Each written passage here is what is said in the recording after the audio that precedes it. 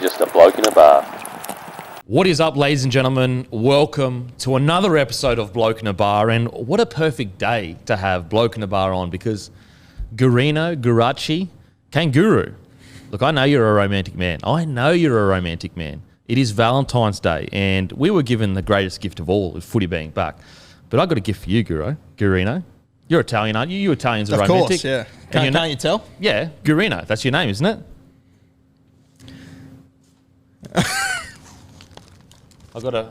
I would like you to be my Valentine, Gurino. Thank you, mate. I appreciate that. Hopefully my missus isn't watching this because she knows what she's getting later. Some quick hands coming her way. It's a beautiful time. We are now officially Valentines. That's adorable. And you know what's funny is I'm not getting my missus nothing. So, you know what I get her? I get her being a fucking good bloke every day. How about that? That's your gift. That's your Valentine's gift. Me being a good person every day. That's the biggest excuse in the world to not get gifts. But no, I jest. Ladies, gentlemen, say something nice to your missus. Go take her out. Do something nice for your missus, because I'll be honest, most of you blokes listening to this don't deserve your missus. Let's be real here. No doubt whatsoever. Let's be fucking real here. Let's have a bit of a coming to Jesus moment, boys. Go look in the mirror. Go look at your missus. Ask yourself, could she do better? Probably. So you should treat her well. Be nice to her day. Tell her you love her. And just spend the day treating her the way she deserves, boys. And then try to do that every day. How about that? What about Maddie on Instagram this morning, just quietly? Very cute. Wow, very smooth. What do you say? I think it was a reel, standing on a balcony. A reel? It was he hit us with on. a reel? That's like fucking new generation kind of shit. I thought he must be a reel operator, and I clicked on it. It's the lonely reel there. Wow, him and his missus he's a sweetheart. He's a sweetheart. And if we're talking about blokes that don't deserve their missus, that's the fucking guy. You know what the best thing was? Matt added my girlfriend on Instagram in the last 24 hours. That was the first thing she saw. Ooh. Real kick in the dick there, my friend. That's a fucking alpha dog play. That's a move. He's going like, I've got something planned here. Matt might secretly be a ladies' man. He does scissor all the time. Plays the role. Fucking hell, Matt. You're a scumbag. You are an absolute scumbag. I'm sure he's got some weird BDSM back home tonight. No doubt. Some gag mask. some leather outfits, whips, all that kind of weird shit. Leather scissors. He's got leather scissors at home. Jesus. But in all seriousness, guys, make sure to say you love your missus today and let them know how much you appreciate them, because honestly, how fuck would we be without our missus? Yeah, serious. I'd be living in a cardboard box. Seriously. I remember there's a period where I was like single for maybe 6 months. And like all my clothes, what was funny is like we had this big table and I was living by myself. There's this big table and like all I would do was just like put my clothes on that. And I'd be like, well, at least they don't crease, because I'm like rolling them out. And like they'll just piling up. Anyway, my dad comes around one time and he's like, you know what, son? I'd do the same thing. Everyone does. So I would literally be living in a cardboard box with a PlayStation if I was without my great partner. She does make me a better man, as it were. But Guru, the trials on the weekend, how good was that footy back? Mate, so good to have footy back. All-Stars game was unreal. Yep. Considering the weather conditions, first game in 4 or 5 months for these guys, I just thought they did so well. Oh, incredible. Shocking conditions. Like that to me was as close to NRL standard that we've probably seen in an exhibition match or a trial match. I think it shows once again in rugby league, if you've got the two best front rowers on the field, you're so far ahead. Yeah, you're so far ahead. And Fish and Tapine, they were unbelievable in that game. Fisher Harris just continues to deliver high quality. And he just because he does it all the time now, kind of like the Tedesco effect. Obviously, he hasn't done it as long. But like, because he does it all the time, we just like, oh yeah, Fisher Harris was the key to, I think, 2 tries where he was hitting the line, drawing and passing to Tapine. Before we go ahead, brought to you by Bloke in a Bar, as usual. Guys, footy season is back. So the beer of footy, you got to go grab it and celebrate footy being back. It supports the platform. It keeps the lights on. So if you get hours of enjoyment of content from Bloke in a Bar and you want this platform to continue growing, grab a case of Bloke in a Bar. Make Bloke in a Bar your beer of choice. It's a high-quality lager. Here are the 12 stores in Spotlight. Bottle-O, Rosebery, Local Liquor, Piermont, Banksia Supercellars. Banksia Supercellars. I think I did a taste test a while back there. Great shop, great shop. Mittagong Bottle-O, Celebrations Cowra, Norris Park IGA, Courtyard Esplanade Cairns, and it's on tap there. Courtyard have been a supporter since day dot. So get down and try it on tap. Hotel Metropole Proserpine, Centenary Hotel Pimlico, Townsville, Centenary Hotel. They've also been around since the start, I'm pretty sure. So go down, grab a case. And the Cowboys, round 1, have a bloke in a bar next year. Couldn't get much better. Yandina Hotel on tap. Stafford Hotel Brisbane, they've also been there since day 1. And Star Liquor Raceview Tavern in Ipswich. So go down and grab a case. Also, if your local independent doesn't stock it, go and ask nicely to order some. Or if it used to stock it and it's sold out and they were unable to get more, we're getting bigger this year, guys. We're really trying to make it so you can get bloke in a bar whenever you want it. So go back in there, ask them to order more, and grab a case. The beer of sport. Tell me what other beer actually dedicates their life to sport. I doubt you'd find a single one, but we do. So grab a case of Bloke in a Bar. It's a beautiful, easy drinking lager. But let's get straight into the games on the weekend. The Māori women's and Indigenous women's, 18-8 to the Indigenous side. Gets revenge for last year. It was quite a substantial loss last year. I thought, obviously, Jamie Chapman was fantastic, scoring 2 tries, quite fast, deceptively fast on the wing there. Kira Dibb, so a few great cutout balls. The women's game is improving. It's absolutely improving. And it's great to see the girls, be more embraced each year. So, yeah, I had a quick... I didn't watch all of it, but I watched most of it, and it's absolutely improving. So hopefully it can continue to improve, and hopefully it can find a viewership of people that really do enjoy that product of rugby league. But good on the girls, good on the Indigenous women for getting the win. You know what I love is the Māori women's haka. I love that it's like their spin on the other... they're both spins on each other.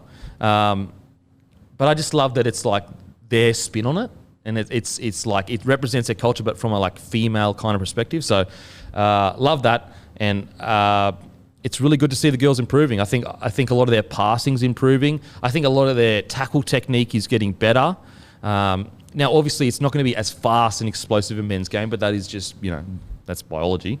But it doesn't mean that their skills. I always harken back to UFC. At the start of women's MMA, Ronda Rousey was the shit.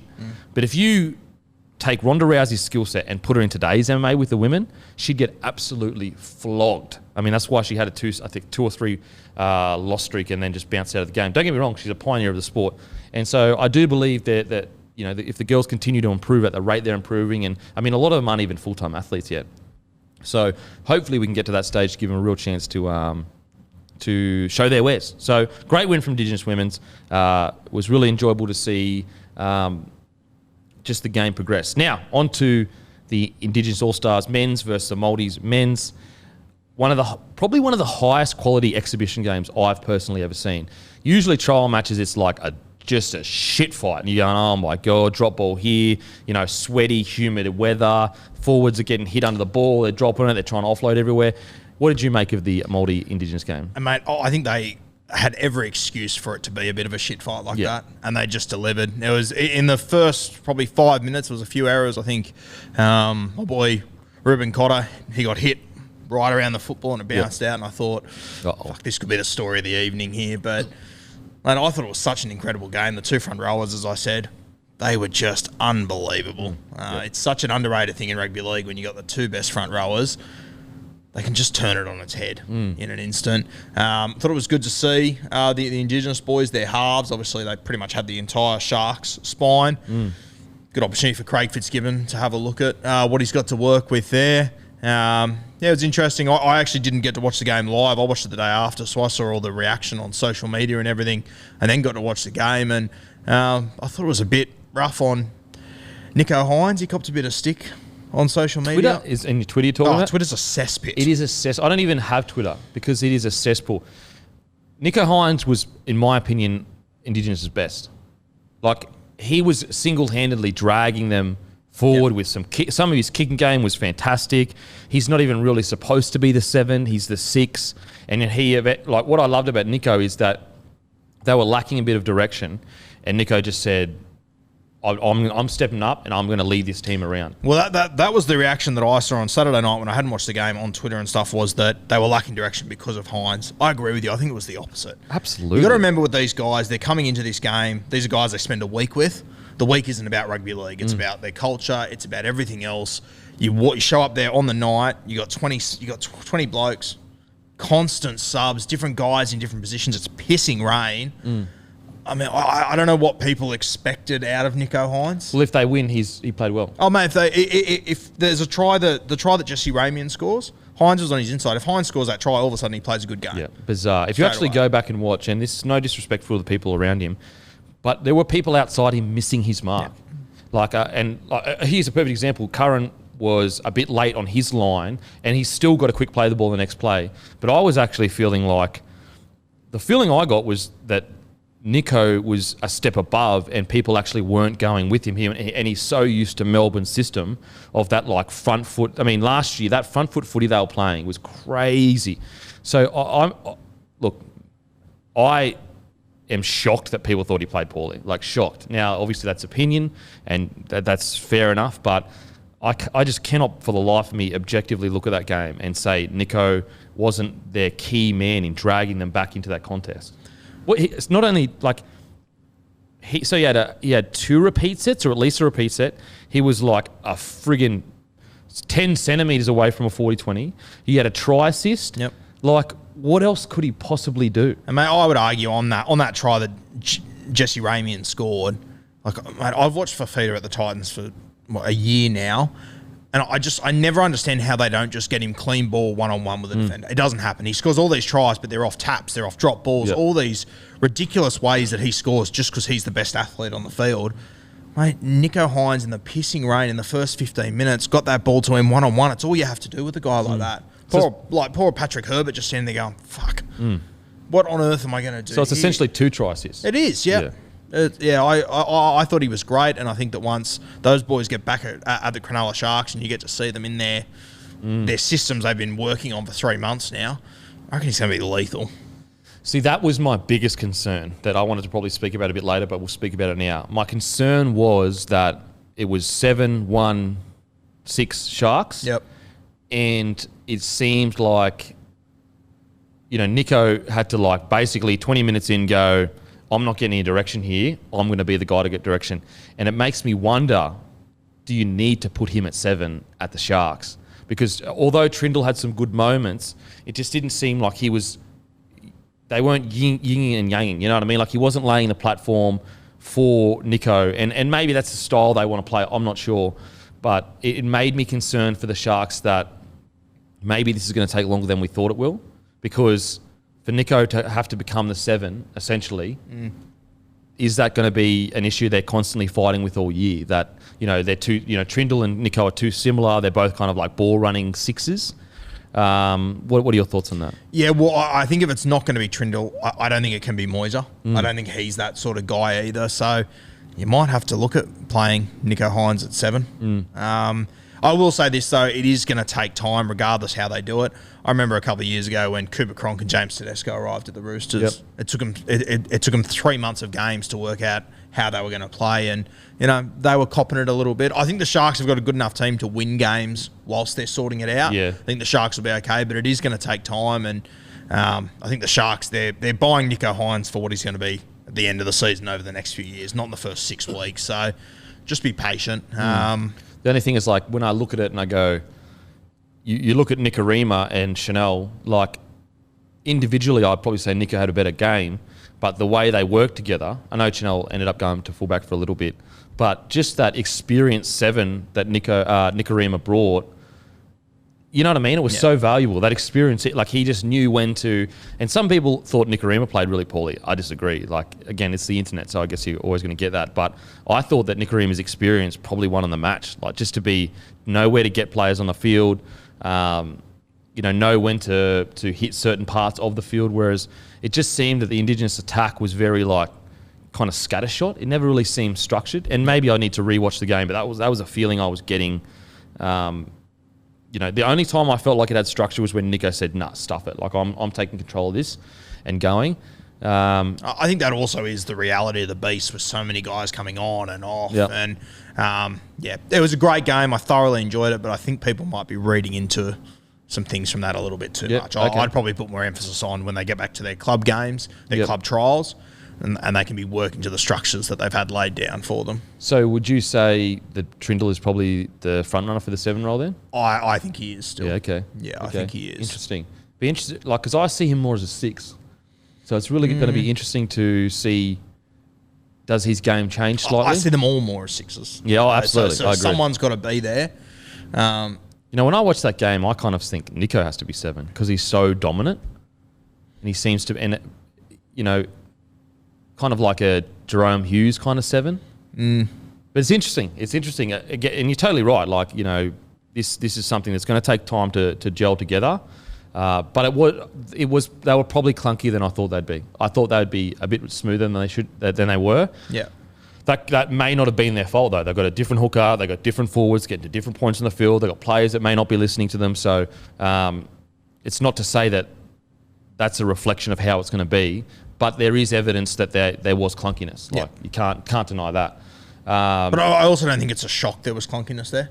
Like, I think it's just the reality of their situation. I think they will improve as the season goes, whether it's Trindall or Moiser. I just think the Sharks have got too much of a good squad for them not to be successful and sort of. Okay, so you don't think that there may be big time in the season where Trindall is just struggling to be that like structured 7 for Nico? I'm sure there will be times because he's a young halfback. Yeah. I think they all sort of go through that. I mean, if we're in the preseason next year and they've gone and brought a 7, I won't be shocked at all, to be honest with you. I think that'd probably be the play depending how Trindall goes. He's got a tough gig, Trindall, because people undervalue how hard he's like far out to expect him. Again, I don't know what he came through the younger grades, but he seems like a really good running 6 because he's still like he personally, I thought he had some really good moments in the game. It's not about any specific player; it's more just about that gelling of the players that was a bit. I agree. I'm not shocked it was clunky, but I thought it would be a little bit smoother than it was. I didn't think that Nico would have to like fully just take control of the game and go, I'm going to start kicking, I'm going to start... Because he was doing not only the short kicking, but the long kicking as well. And and what was so good about his game, what I think is a real positive though for Sharks fans, is clearly Nico isn't just a Storm system. Now we're going to have to see more games, but this is his first game out of the Storm system without Storm players around him, and I thought he played really well. Yeah, I thought he did well. I was very, as I said, I saw all the reviews first and then watched the game, and I was just waiting for Hynes to make a heap of errors all of a sudden. It just never came to me. I don't understand those takes that I saw. His try assists and early kicking, some of his early kicking decisions were fantastic. Yeah, it's bizarre. It's almost as if you don't like have 3 try assists these days, you've had a bad game. Mate, that's exactly it. Yeah. If you're leading a team that's a red hot favourite, what were they, like $1.30 or something, and they lose? I think people just jump to conclusions.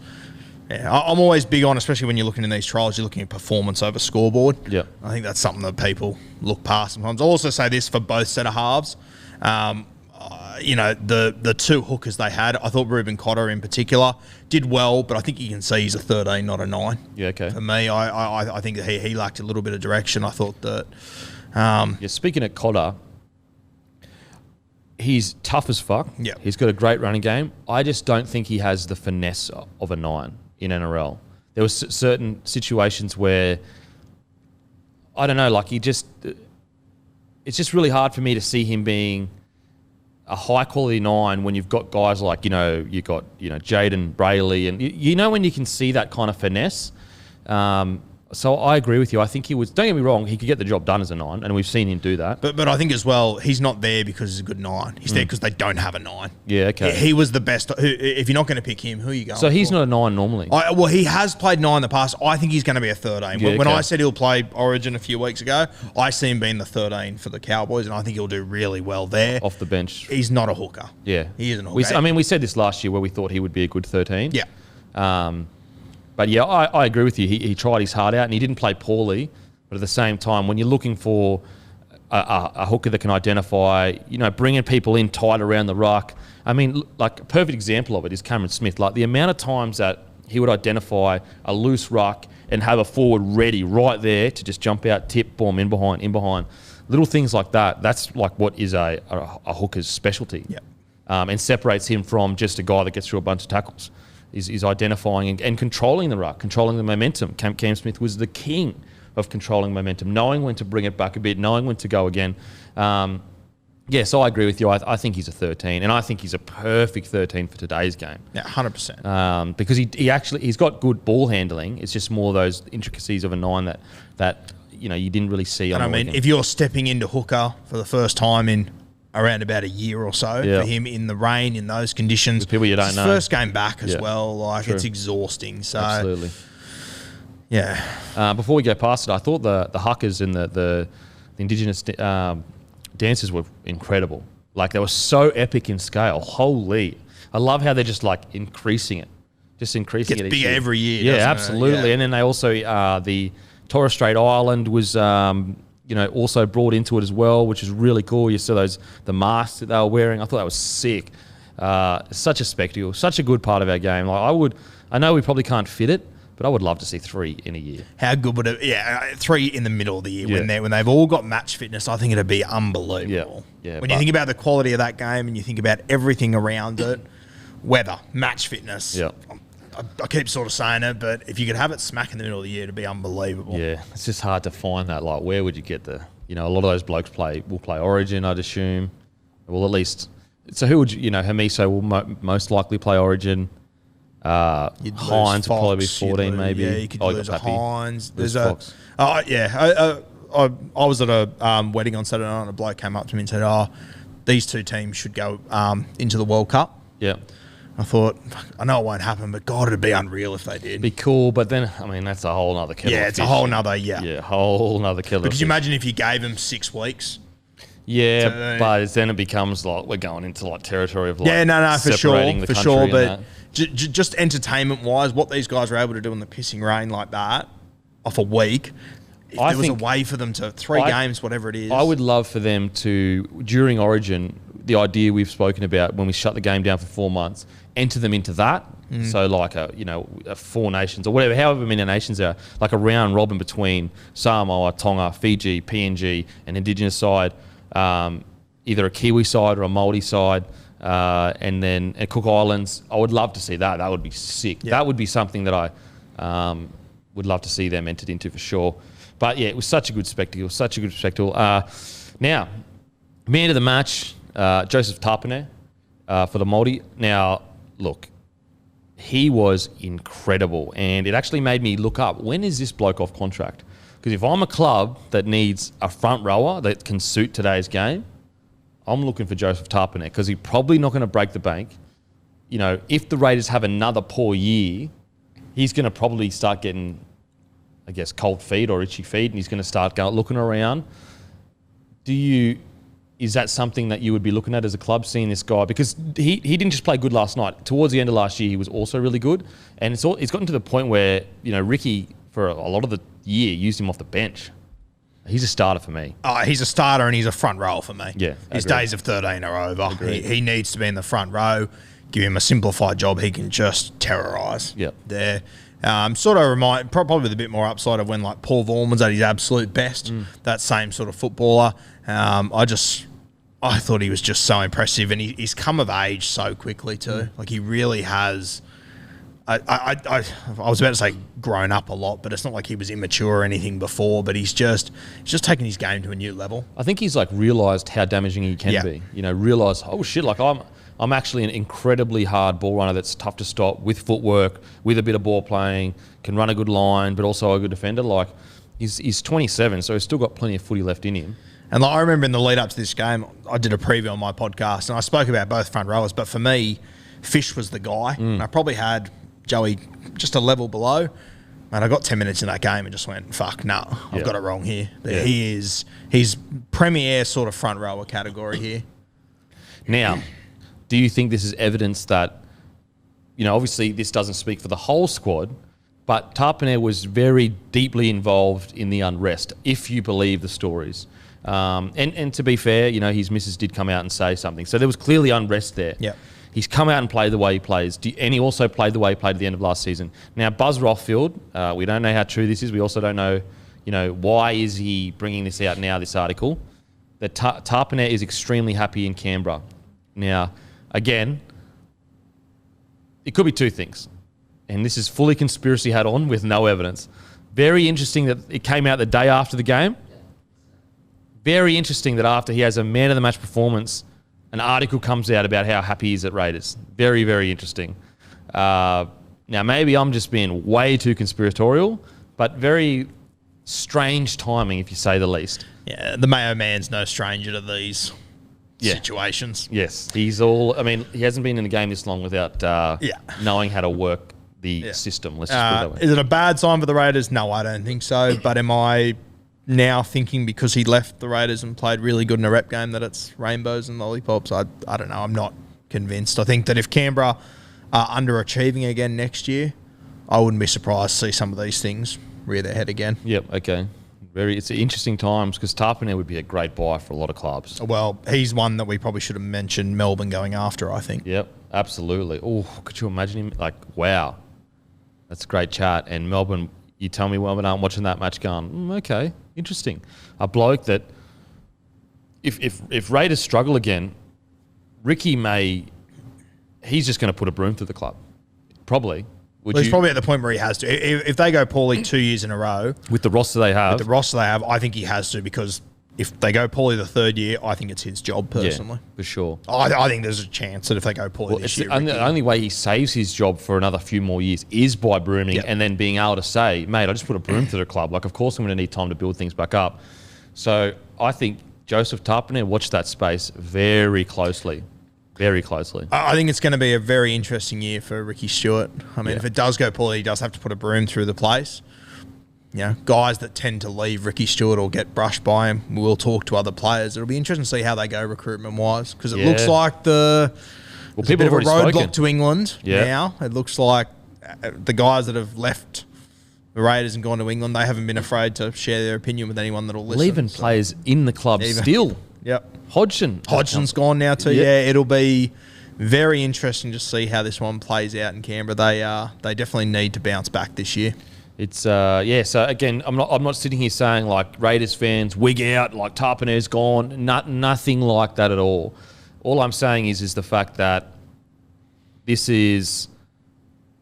year for the Raiders, if they don't go well, it's just not Tapine that will be probably under pressure to stay at the club. It'll be, you could even argue like Papali'i, that, you know what I mean? Like, all of their big players will be under pressure to stay at the club. And I would say that at the end of this season, I think that transition of the alpha in the forward pack from Papali'i to this guy Tapine will probably occur for me. And please don't conflate that with saying Papali'i should have pressure on. I think he's actually one of the greatest front rowers the Raiders have ever seen, probably only behind Glenn Lazarus. That's it. And, you know, on his day, I believe he's probably as good as Glenn Lazarus. The difference is Lazarus winning premierships. It's more to say that, like, this is the reality of Ricky's situation. He has a roster that's a top 4 roster, absolutely no doubt. But if they struggle again, he will be forced to do this. And I think it'll be a situation where it's actually best for all parties. Like, is it a good idea for Tapine to stay if Ricky is saying to him, mate, if you can find somewhere else, you can go? Of course it's not a good idea.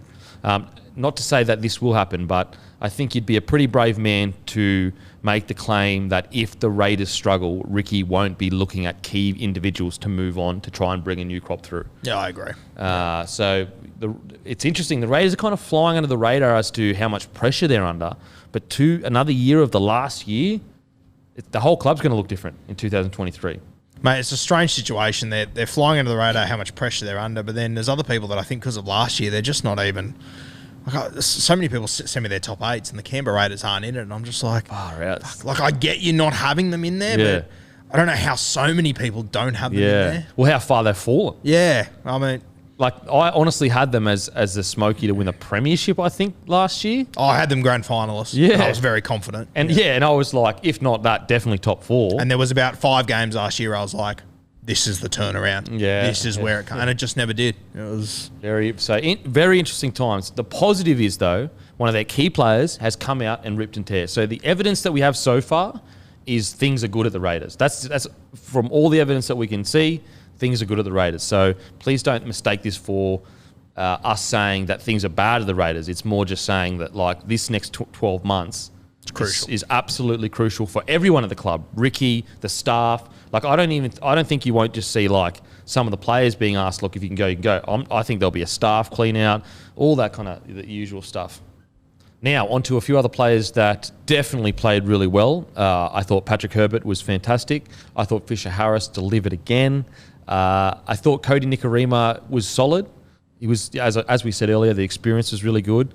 Is there anyone else? Did you think Patrick Herbert was a real standout for you? Yeah, I thought Herbert was sensational, especially like when that stink broke out and Rapana got sent. It was all Herbert.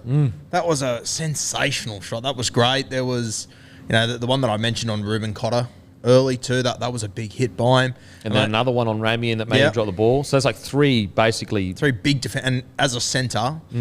You can talk about it more than me, but defensively, it's hard. I would argue it's the hardest position on the field. I think it's probably the hardest position on the field because winger, it's kind of like you're in or you're out. Whereas centre, not only do you have to think you in or you out, but you've got to just defend a large space.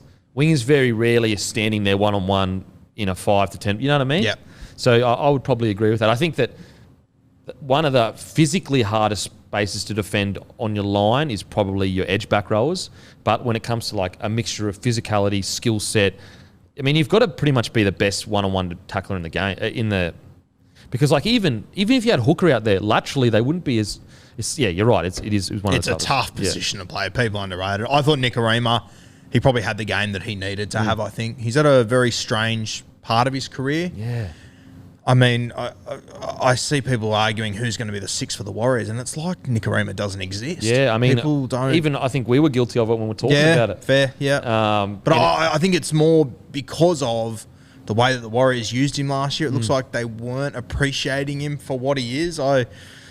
He's not a top 5 halfback in rugby league, but fuck, he's much more than just a 14, I reckon. I do think he would complement Sean Johnson really well. I think he'd be great for Johnson. Put him at 6 and just let him run the ball. Because he's a great ball runner. And it's weird. You're totally right. He's in this very strange position because he's, nearly a 200-game player. And yet, are there a lot of clubs baying to get him? I reckon, I know I say this better, I reckon he's one that could really end up at the Dolphins. I wouldn't be surprised if Be a Wayne smart goes buy because he won't break the bank. He won't break the bank. It means that you can spend a bit more money on getting a gun hooker or a gun halfback and you can use him in the other spot. I reckon he'd be a handy little guy to have. Can play 9 as well if you have to. And also he'd be in that stage of his career where he'd kind of be willing to play wherever to keep playing NRL, I'd assume. Well, I mean, I was a bit surprised. I think you might want to check, Matt. I think he's 27 this year. Oh, he's not old. He's not old. Like, as a ball player, he should be, and as we saw the other night, coming into his most mature football. So I think he's got a lot more to offer there. Oh, for sure. I more mean, like, are there a lot of clubs that are going to go to Nikorima right now? Now, he could change this all and say, we're going to sign you as our key half. Yeah, probably not a heap. But I mean, don't get me wrong. He'll get an NRL contract. Yeah. But for the money that he's probably on at the Warriors, I'd probably say 400-500K. And when he was purchased, it was as a key half, not the key half, but as a key half. Yeah. I think that what club would really go out and say, look, we're going to pay 500K and we're going to have you as one of our starting halves. I think there's plenty of clubs that would put him as a 14. There's plenty, yeah. But there's also plenty of clubs that I think if you put him into their team, they improve straight away. Cowboys is one that I think Cowboys, massively. Canterbury and Newcastle, I would be a lot more confident on if they had mind the Canterbury shout. Canterbury, him with Burton. I think it'd be good. Yeah, that's not a bad shout. I think him in at the Cowboys would be really good. I'm surprised the Knights haven't tried to have a crack at him. Mate, there's three 5'8" sitting there at the New Zealand Warriors. I think one of them's going to play. If I was Newcastle, I'd be having a scrap at one of them. Yeah, for sure. And I do believe his experience was a big part of the Maldives getting the win. Patrick Herbert, great bounce back. I've already put a post up about this, but he played probably his best footy of all his career, in my opinion. What were your thoughts of his season last year? Yeah, he's a guy that flies under the radar, and I think I'm guilty of it as well with him. Him and Brian Kelly. I think they're the most underrated centre pairing in the NRL. I love Kelly. Yep. Absolutely love Kelly. Mate, I think he's... I don't think he's ever going to be that superstar top tier, but he does a job every single week. And he's so physically imposing. Yeah. And I think it's something that I would love to talk to the guys that play against him week in, week out and see what they say about him. Because I don't think you can grasp the full impact he has from watching it at home. Well, he missed that tackle on Fafita, but then for the rest of the game, when Fafita came back on, he did a job on him. Yep. Which is such a good, do a job on Fafita. Who does that? No one. Literally no one except for Cam Murray. And we know Cam Murray's ilk, he's one of the best in the game. Fisher Harris, I thought it was a really good showing. Now, some people thought Aaron Clark was really good. I thought he was solid. He just had quite a few errors that I was... but I do believe he's clearly improved. He was better than I anticipated. Absolutely. Yeah. Absolutely. The only thing I was concerned about, I think he had 4 or 5 errors, but I think he is showing why Holbrook is saying he's the 9. Yeah. Because I thought he was solid, got through a lot of work. It was quality defensive work as well. So he's definitely improving in the role. I didn't even... last year, I didn't even know if he was a specialist 9, but he must be. Yeah, I think he will do a job. I think he was great moving his forwards around within that 5 metres of the ruck. When he had to go out the back to his halves, some of those passes worried me a little bit. But once again, it was pissing with rain. It wasn't ideal conditions. But from where I was 2 weeks ago when he got announced as the 9, and I said to you how nervous I was and how I didn't understand this one, I think it is a little bit more clearer now. But yeah, still one I'll be I still rate Aaron Booth very highly. Oh, absolutely, absolutely. I mean, it's a good spot for the Titans to be. Great spot, yeah. Now, one guy that didn't get any raps that I saw publicly, but I thought I was really impressed with, and I was starting to go, wow, we're seeing what we should have seen him develop into over the last few years. Britton Nikora.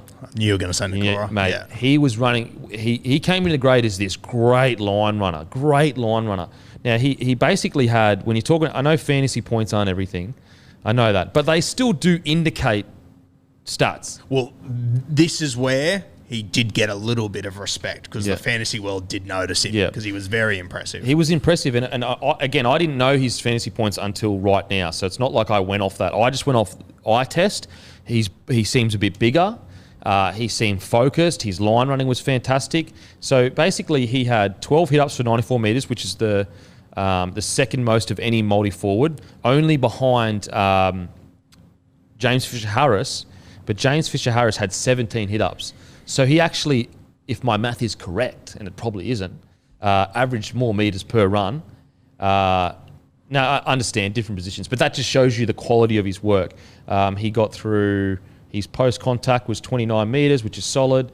He had 12 just straight hit-ups, and he had 3 offloads. Yeah. And I think he did all this in about 50 minutes. Yep, 5 passes, 17 receipts, made 27 tackles. Made 37 tackles, only missed 2. He had a tackle percentage of 94%, which was it was the best in the game. If not the game, it was the best in the multi-side. Now, if that's not a fucking great knock, I'm not here. I heard Nico Hynes talking the other day and he was asked who's impressed you the most. That was the first name he said. Really? Britton Nikora. So I'd be very interested. I think he's going to be a guy that whoever ends up playing half or 5'8" at the Sharkies, you need to be taking advantage of him the way that Sean Johnson did. Would he be on the same side as Nico Hynes? He'll be on the right. So he's always on the right edge. So I don't know. I'm not convinced how the Sharks are going to play just yet. I think it was Braden Trindall played down there last year. Yeah. Once SJ went down. But I'm not sure how they're going to play. I think Nico was on the first half. He was on the right with Curran, I think. But Britton Nikora, I think we're in for a big year because people forget. Like it was a bit quiet last year. He may have struggled with injury, but when he came in, like I believe that I have such big raps on Britton Nikora that if he wasn't a Kiwi, that I would say that he eventually probably will play for New South Wales. He could push for it. Man, I remember watching him in his first year thinking, this kid runs the best lines. 100%. Reminded me of like an early Boyd Cordner. Yep. And aggressive defence. With probably a bit more upside. He's probably a little bit better on his feet too. And probably not as big physically. So you probably can't handle those tougher carries in the middle. But on an edge with a bit more footwork, a bit more, flair. So Britton Nikora for me was an underrated, really had a fucking good game. Yeah. Went about his business. I think he has bulked up a bit. I think it's great sign for Sharks. Great sign for Sharks. Yeah. The other one I'd say too, I thought Josh Curran was good. It was a game that it was hard to stand out in. Yeah, for sure. It was just... but I thought Josh Curran was good. I think he got knocked about at one point there, but he's another one that he had a great season last year, and I think he's going to back it up again this year. Hearing that at least until Tohu Harris returns, he could move into the 13 jersey for the Warriors. So, interesting one there. I really like some of the stuff he did, though. Thoughts on the Indigenous side? Is there anyone else that kind of stood out for you, or... Yeah, I thought that when Albert Kelly came on, he had good impact. just a lot of passion in his game. Mate, other than that, as I said, it was a hard game to stand out in. You know who I really, really liked, and I know I'm super, super biased. I thought Selwyn Cobbo was fucking really good when he come on. 6 tackle breaks in 50 minutes as an 18-year-old, 19-year-old, coming off the bench, made some half line breaks. And if you go back and watch the game, they were like half line breaks, so you never really got off the edge of your seat. I thought Selwyn Cobbo was fantastic. He was actually had the second most tackle breaks and only played for 50 minutes or whatever. Yeah, when I haven't had a look at those stats, but when I watched it with the eye test, I was a little bit disappointed he didn't have more impact, but I think that's more of a reflection of what I expect from him. Yeah. And how much talent he's got. If you can, go back and watch I think it's a third quarter, and you'll see a few plays that he makes where you go, fuck me, one of the kick returns, he breaks the line. A scoot, I think he breaks the line. He's special. And some of his physicality and able to handle the physicality is something special. Selwyn really is a club, a player that a club should look to sign way before he's even able to come off contract. Now, there are whispers that the Dolphins are coming in hard. I assume those whispers are coming from his manager for him to get an upgrade. But I think this is a situation where we learnt from our mistake with Reece Walsh, and we go, look, we're going to have to pay a little bit more, but let's just get this kid locked up. There's no doubt in anyone's mind that this kid is a high-quality NRL player. It's just a matter of, can he repeat that week on, week out? I think he can. Outside of that, great game. Tyrell Sloan, no stranger to the promised land. Another Tyrell Sloan. How quick was he over those 15 metres? Man. It was rapid. He's just got that something about him, you know what I mean? He looks a bit bigger. Hopefully he hasn't gotten too big. I know Hook has a propensity to make his outside backs quite big. He did that with me, and it actually, I didn't like it. I did it because he told me to do it, but I didn't agree with it. I started picking up injuries. I wasn't as quick. I'm always of the mind of let's say a Sloan. Obviously he needs to put on some muscle mass to deal with the contact. That is normal, or defence, whatever. But he's never going to be a bloke that throws players off. But what is he going to be? Super fucking fast. It's like Preston Campbell. A lot of coaches would try to bulk him up and make him this little nuggety player, but he's never going to be that. So why make him that? Jaden Campbell, same situation. I hope they don't try to make him too big. Yes, there may be some instances where he gets dragged back in a tackle, but for every time he gets dragged back in a tackle, he beats 3 defenders with his crazy footwork and speed. So I think they've moved away with it now. The more science that we have about the fact that certain frames shouldn't have certain weight on them. Yeah. But there was a period there where, if you're an NRL player, you just had to beef up as big as you can get. And it really, I know it affected me, and I know it affected quite a lot of other players that I was coming through with at the time. For example, Dane Gagai, he was younger, and they were you need to put on crazy amounts of weight. And he couldn't. So before weigh-ins, we were drinking big things of water to try and hit our weight targets. And if you didn't hit your weight target, you get fined. That's how serious it was. Good God. Yeah. And so you've got these guys with smaller frames. Now, obviously, Dane Gagai has, built into a bigger frame. But if you go back and watch his early years, he was a skinnier player. But you're putting on muscle mass way too, I guess, unnecessarily and quickly. Now, thoughts on the lack of 6 agains on tackle 1? Once again, it was a weird game because I felt like it was a little bit slower through the ruck just because of the rain. So I don't think that was the best example of what we're going to see from it. But, the last game of football I watched was the grand final. And it looked different to that. Way different. Heaps different, which I loved it. Yeah, I'm all for. I loved it. I absolutely loved it. The amount of times that they got a penalty, they kicked out, they reset. Yep. I wasn't sitting back going, this isn't exciting. I wasn't sitting back going, oh, how slow is this? I was yeah, they got what they deserved. Don't fucking lie on the ruck. I thought it was great pace. I liked the pace of the game. Think about it. That's in torrential rain, and we got that pace of a game. Yeah. I'm loving it. Yeah, it was great. And I think... I had a lot of people message me last week, the stars aren't there, it's going to be shit. Wake up to yourself. Yeah, come on. They prove you wrong every fucking year. It's not about those games. It's not about the stars. It's about 2 teams coming together playing for their whole culture. And don't get me wrong, I believe that if the Indigenous team has Cody Walker, they win the game probably. And that's saying that, mate. If Jerome Hughes is on the other side of the field, I forgot about him. No, you know what? I take that back. Fuck me, Jerome Hughes and Kalen Ponga. KP. Yeah, all right. You're totally right. I take that back. That's a great point. Wow, Yeah. I mean, for them to turn out the quality they did without KP, Jerome Hughes, Cody Walker, pretty impressive. Latrell, yeah. Latrell, fuck.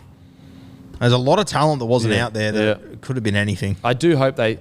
So Rapana has been suspended for like 3 or 4 weeks. I think it's two, yeah. I was counting the like preseason trial matches. Will he be able to play the trial matches? Oh, fuck, I assume so, depending on... We just don't know anymore, the NRL makes this week. So he's going to miss the first 2 matches. Yeah. I understand what he did was like totally like it was a clear shoulder charge. Clear shoulder charge. But I think like to promote this game and Origin games, I just don't believe it should, like, unless it's like so egregious where he's come in and dropped an elbow on someone's head, or, you know, it's just like where you're sitting there going, mate, that was an intentionally disgraceful shot. Now you could argue it was an intentional shoulder charge, but that's going to, now if you're Ricky Stewart right now, you're going, well, I didn't want him to play. I wish he never played. And so I think that like with Origin and that game that are both considered representative games, we should try to find a way to like minimise the impact it has on club, because that promotes clubs sending their players more. What are your thoughts? Yeah, I understand where you come from, but fuck, it's hard to work out how you would do that. I mean, if I'm... Who was it that he shoulder charged? Was it Dave Fafita. If Fafita was out for 8 weeks and I'm the Gold Coast, I'm going... Rapana should be fucking sitting out. Oh, yeah, for sure. So it's a tough one. And if I'm Ricky Stewart, do you send Rapana next year? Yeah. I mean, we've already seen some other clubs that have held players back. But that's the concern. Yeah, mate, I agree with you 100%, but it goes the other way too.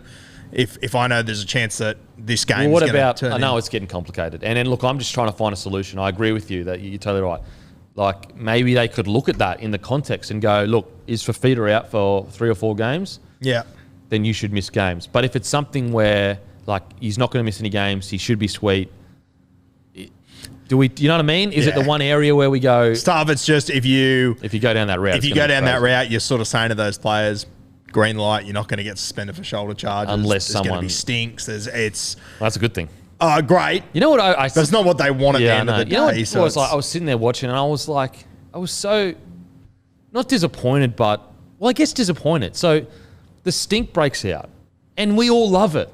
We all love it, and absolutely no knock on the commentators. It's just as their opinion, and also like they're coming from a position of, you know, Fox would want this as well, but the commentators were like, oh, hopefully, you know, they've got to stop that, and hopefully there's no more of that in the game, and I was like, when you go, I got sent to me the link of when I get head hired by Crocker. I think you sent me that link. Yeah. And the commentators literally are saying, how good's this? Kemp's getting fucking stood on while he just got head high. This is what footy's all about. Like, and I'm the guy that got head high. So if anyone's going to be upset that someone's saying that, but I'm like, that is what footy is all about. So again, totally nitpicky here. I'm totally nitpicky. But I was like, do we really not want to see that again? Tell me February next year when we're in the lead up to this game, we're not going to see the highlights of that Yes, fight. that's what I mean. It's like, look, no one threw a punch. Like, it's all just a flare up of passion. To say that we don't want that, are we being a bit like, come on. Yeah, and I mean, we'll talk about it in a minute, I'm sure, but like in that Broncos game earlier in the day, Dyson Gamble carrying on like a pest, which I loved it. The other front rower jabbed him twice in the head. Gamble laughed. They walked away. Then at halftime, they shook hands, had a laugh, had a giggle, moved on. That's footy. Yeah, that is absolutely. That's what it's about. Like, tempers flare. Like, Gamble came on and it took a trial match that nothing was really going on, and then we all locked up. Now, I totally understand from sponsors' point of view and that you don't want to see fights, but yeah, when the commentators were like, oh, well, hopefully we don't see that again, I was like, have we gone that far away from like enjoying a bit of a brouhaha? Is that how far? Do you really believe that? Do you know what I mean? Yeah, do you really believe you don't want to see that? I thought when those boys were all pushing and shoving on sideline, I was like, this is great. And then when you see Rapana doing these ones to Fafita, and Fafita's blowing up back and then he's screaming at his... Like, that's why we watch sport, to see these crazy moments. Now, look, clearly I'm old school in the sense that I understand corporations and sponsorships have to keep the game clean. And if you're a commentator, you don't want to promote that, because then sponsors are going to be on their ass saying, you're promoting fighting and we don't want to be associated with that. Yeah. So it's not to sit here and say I don't understand why the commentators... But it was a moment was like, wow, it was only 2008 where Rabs and that were celebrating me getting stepped on after head high and saying how great rugby league is, and it's like, 12 years or 14 years later, we're saying, oh, we don't want to see any pushing and shoving. Very, very minor nitpick, but it was a moment where I was like, I loved it. I love that shit. Yeah, it's unreal.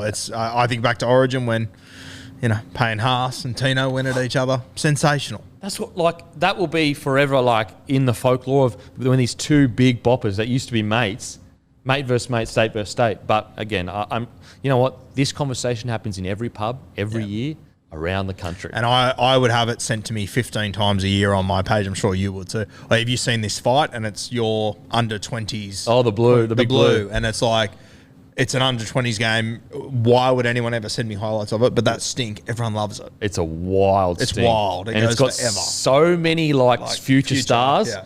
Like you got Israel Folau, Jared Hayne, Jared Mullen, Aquila Uarte, just Dave Taylor.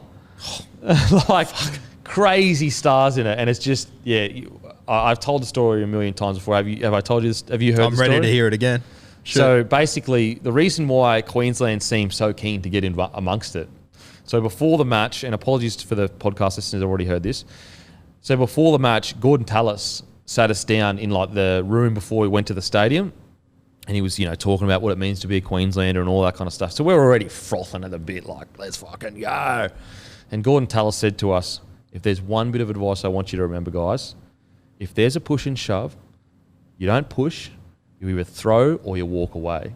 And after he said that, all of our mindset was, we're throwing straight at the drop of a hat, everyone's throwing. So he put us in the mindset, whereas New South Wales, clearly, when you watch the thing, even though they had made a great accounting of themselves, it wasn't like a clear victory at all to either team. It was just a big melee. But you can see Queensland just rush in like that, and New South Wales are kind of holy shit, everyone's on board with this punch on. I was in there punching, I'm a winger.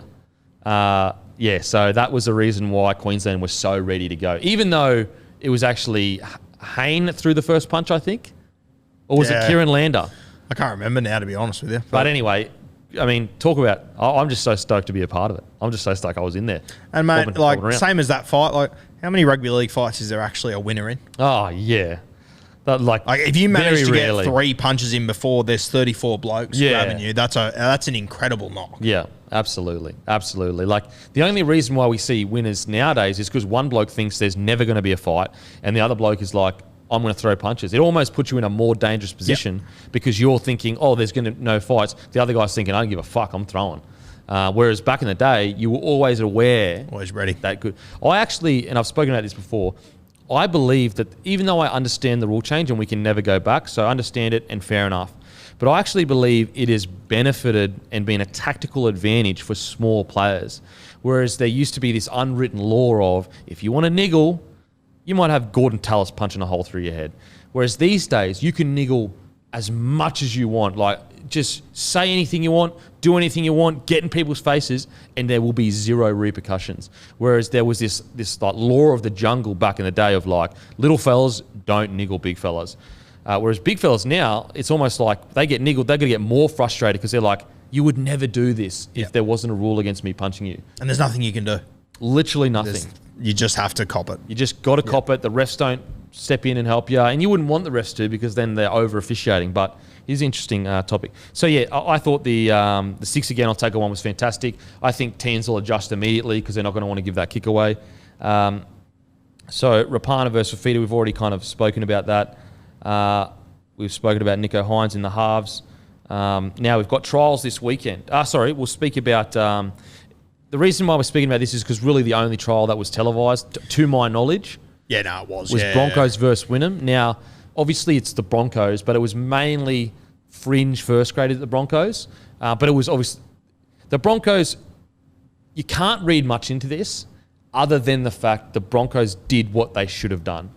And also you can look at individual performances, but the scoreboard is kind of irrelevant outside of the fact that that's what they should beat them by. Yeah. What were your thoughts on the game? Yeah, I thought that, there was a few guys that did stand up. Once again, it is what it is, though. It's a game that they should have won by 50 points. They did.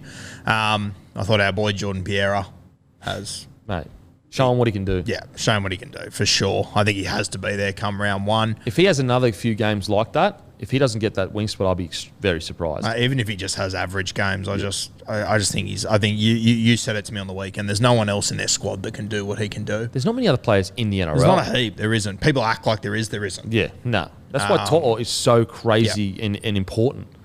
He offers this, incredible coming out of trouble battering ram, but also can finish. And there's also, like Brian To'o is incredible, but there's been guys before Brian To'o that have been like him. We're talking Matty Utai, we're talking Wendell Saylor, but no one's been able to emulate it like Brian To'o has in the last 20 years. Taniela, is another example. They're here and there. Manu, they're here and there, but they're, to have a guy like him in your squad, I think Brisbane simply have to select him. I think our other favourite, Billy Walters, looked very good. Mate, you were totally right. I remember we were speaking about it, and I was like so frustrated that we looked at our squad and we were like, there's 1-9, it's Turpin. I think that's poor squad management. But you were absolutely right. I think he came on, and now it could have been that the Broncos forward bashed Wynnum and they were tired. But you can't, if you watch that game, Billy Walters came on and took the Broncos to another level. They were 6-0 up, I think. They went to about 26-0 up in the span like that. Should Turpin be nervous? I think he should. Only, not because Turpin isn't a high-quality 9.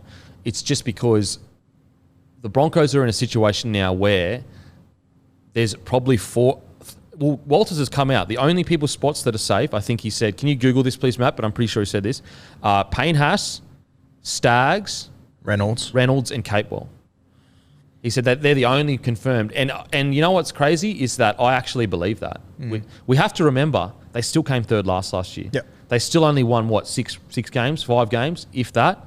And so although I believe Turpin is an NRL player, is high quality and is a victim of everything the Broncos have gone through, I believe he is in a position where although he has the starting, like right now he's got the head start, but if Walters brains it for the next 3 games, I can see Walters pipping him for that spot. Yeah, it's going to be really interesting how their spine works, because this is the other part of it. Adam Reynolds, from what I've gathered, he isn't training a heap up there. He's just doing days here and there, which I think is expected realistically. That's what you want. Yeah. They've played 1 trial now. I assume, I haven't had a look at their schedule, but I assume they haven't got another 3. They might have another 2. Yep. Are we expecting Adam Reynolds to play some of these trial games to test out who he wants to be with? Because I honestly think Walters would have been sitting there last night going, I am no closer to working out where I'm at. All my guys have played well. Yep. And then you're talking about Kevy Walters. I thought Billy Walters. Kevy Walters. I think he would be sitting there going, Gamble played well. Albert Kelly came on and played reasonably well for that side. That's what I think pushes Walters, and we're talking about Billy Walters. Yeah. That's what I think pushes him more towards the 9 role. Because, you've got guys, right, Tyson and Albert Kelly, up to NRL standard, and they've kind of earned that 6 role-ish.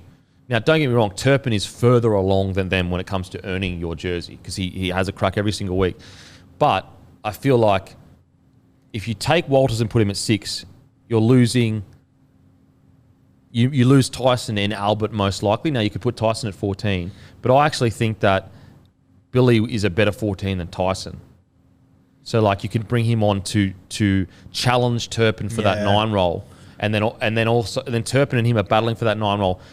Walters turns into a great 9, and let's say he wins that battle or he doesn't, but let's say he does, then, Gamble, we know he can play 6, but that 9 role has kind of been a bit of a... It's just a role that we haven't had much success in since we lost Andrew McCulloch. Turpin his first year was really good, Turpin, but I don't know, I feel like you're putting too many people in that 6 role when you've only got 1 9. That's what I'm getting at. It's fair. Yeah, and I look at Gamble, and to be honest with you, he can handle himself at 6. I'm not sure if he is a 6. Okay. I just think he's more of a footballer. But you've got a couple of guys that can already play in the 13 role. Kobe there. Hetherington's so Hetherington, good. You've got to fit Walters in there somewhere. Billy Walters in there somewhere now, I think. Mate, to be honest, I reckon their decision would be made a lot, and this is with all due respect to him, if Gamble wasn't in the system. It's a blessing to have him. Yeah. But he's that player that you just got to have him in the team, but I don't know where he's best suited. As you said a few weeks ago, Adam Reynolds will make the decision who he wants. But, mate, I'm not... If I was Adam Reynolds, I don't know if my decision would be that easy at the moment. Oh, it'd be tough as. He would have watched all of them play on the weekend, and I reckon the decision would have got harder than easier. I thought Walters was one of the best on the field. Yeah, I thought Walters was the best 9 on the field. Then I thought he was the best ball player on the field. So, Then you got the politics of it all of like... Well, that's the other thing. If he does get the gig, even though he is playing great footy, people will say, oh, it's just because his son, this, that, the next thing. Like, he's going to have to deal with the same thing that, Clearys have dealt with. If I'm a betting man, I would guess that with a mixture of having to earn your jersey and people already have been there, I think he'll land the 14 jersey. And I think it'll be Tyson and Albert battling it out for the 6 jersey. Yep. Then I think by the end of the year, or not even the end of the year, I think within the first 10 rounds, Walters will have forced his way into the starting side. By the first, I'll say by the end of the year, he will have forced his... Because I just think, after watching him on the weekend, I know it's against Queensland Cup, but also watching him play NRL, like he didn't play poorly in NRL when he played NRL. No way. And He's always handled himself, yeah. It was almost like, it seemed like he just wasn't Michael Maguire's cup of tea. That's what it seemed like, especially with how much they were struggling. Which isn't respectful. I don't think that's saying too much about Billy. Not at all. So, yeah, I mean, then you got the wild card in Ezra Mam. We spoke before, he looks pretty green at the moment, but, mate, if we get to round 13 and he's done what he did last year and he scored 15 tries... Fuck, you got to start to look, depending on how Brisbane are going, of course. But I don't think he's ready for it now. But with another half a season in Q Cup, Ezra Mam could be another guy that could. Can you check what his contract? Did you get up what Walter said? Can't find it. Could you check when Ezra comes off contract? He's another guy that get him now, like re-sign him now. If he's not on a 3-year deal, get him on a 3-year deal. 100, 120, 140, 2024. So he is, okay, so he's just re-signed. Perfect. Okay, that is perfect. That's good recruitment because he is special. Yeah, he's special. And you could tell on the weekend that I don't think he did some good things and the highlights are all good and well, but, even when Gamble came on, it was Gamble's team all of a sudden. Yeah, and you could see Ezra Mam was sort of just trying to find his way to work it into the side and everything, which is that's what young guys do. Well, you don't want him to come in and be arrogant and think that he's earned the right to just run the team because he hasn't. He absolutely hasn't. Yeah. But you could tell, I felt like Ezra Mam was struggling to find his place in that side. He's just a naturally gifted enough footballer when he did get his opportunities. Oh, it's crazy. I'm a huge fan of him. My personal opinion with Ezra is I actually don't want him to play NRL this year. Yep. Not because he's not good enough, because I think that he is the long-term 6. Yep. Okay. I think he most likely will be the long-term 6. We have to see more footy from him. But tell me another player in that squad that's doing what he's doing in that 6 role. Yeah, well, there's not many of them in the NRL, realistically, that are like him.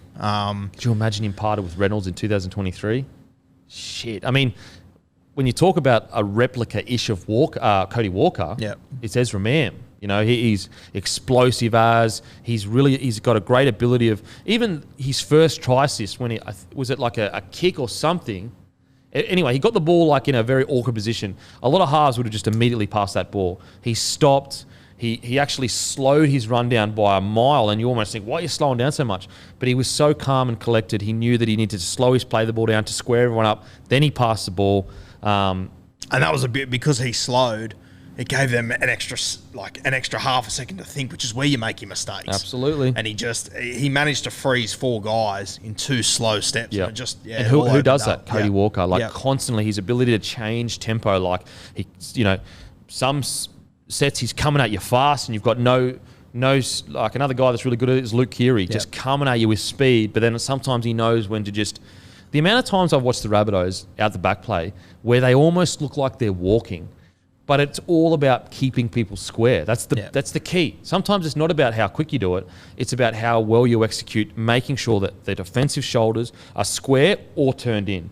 So Ezra Mam had 2 try assists, a try. It was good. Tamari Martin too. Looked silky. He looked great. I said to you before, there's a couple of times where I thought he should have gone out the back instead of going to the second rower. I think it was obvious watching a TV, but even when he does the wrong thing, it looks good. Absolutely. You can just tell that in 3 months' time with 10 Q Cup games under his belt, I think he's going to be back to near where he was when he left. And what's crazy, that's his first game in like 1,000 days.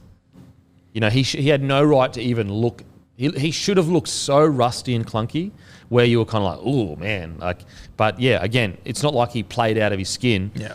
But in saying that, he didn't look out of place. I was having a look at the last game Jaden Nikorima played was in 2016, right?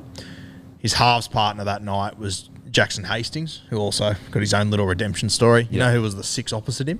Tamari Martin.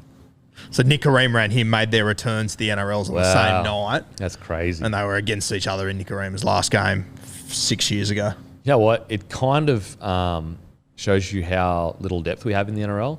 The fact that so many years have gone past and the guys that are NRL standard have been able to just walk straight back into NRL standard, essentially. I know it's a Q Cup team, but essentially. Now, another guy, I wrote it down actually, that looks like when we're talking real smoke, he's a guy that's kind of come out of nowhere, has had no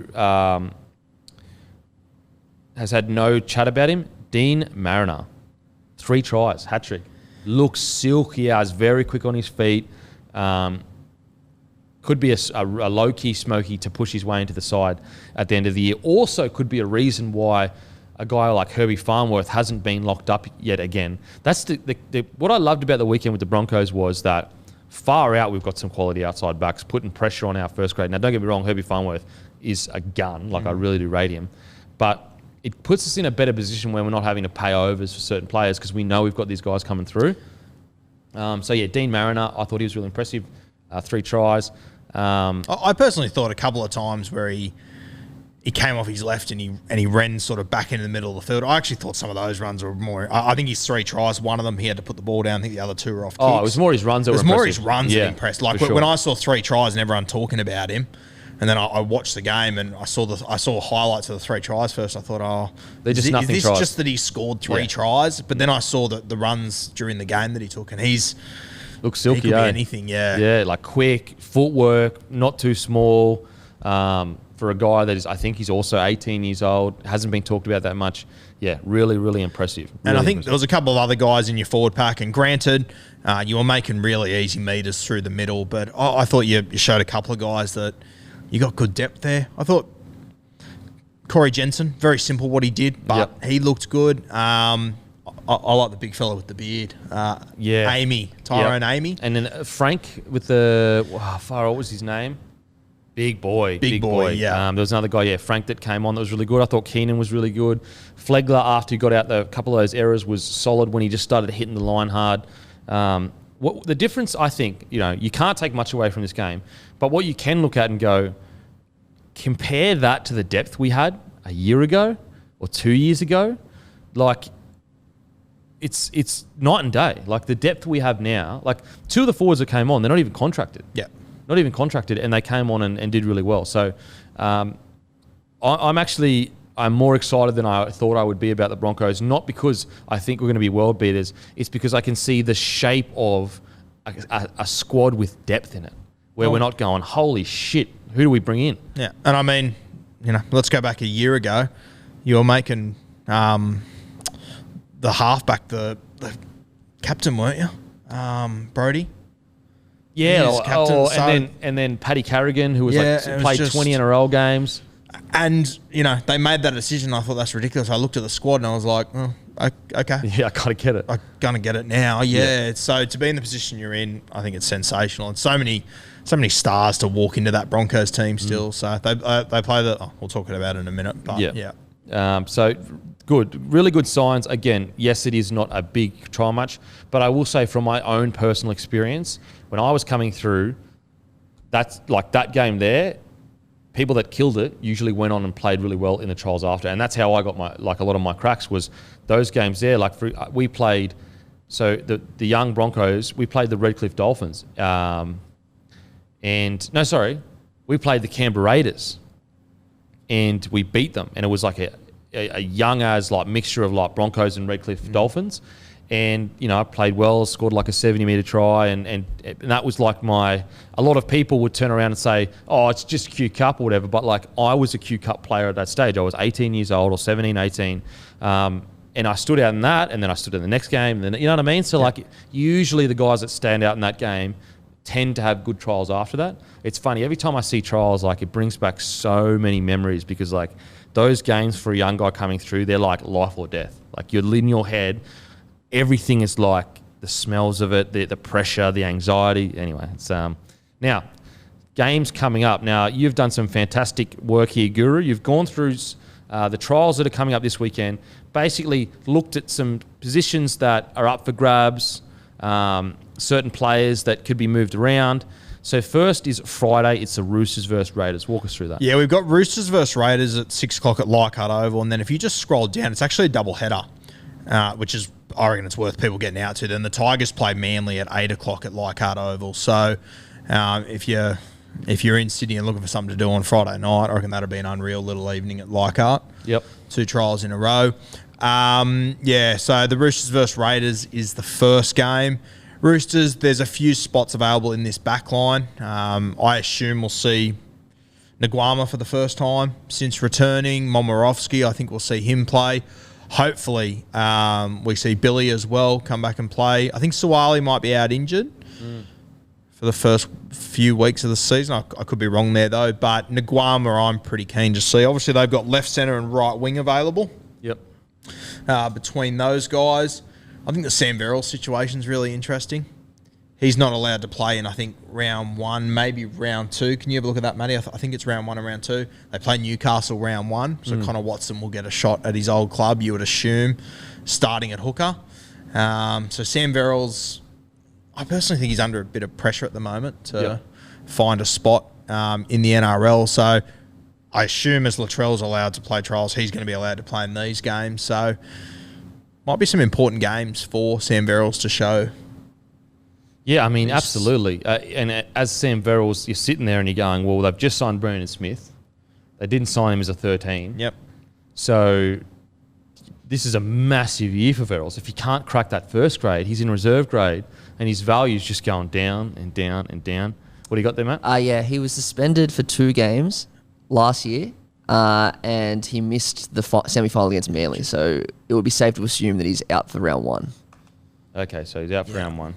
And then we've got our boy as well, Renu Fatoni. I'm very excited to see him.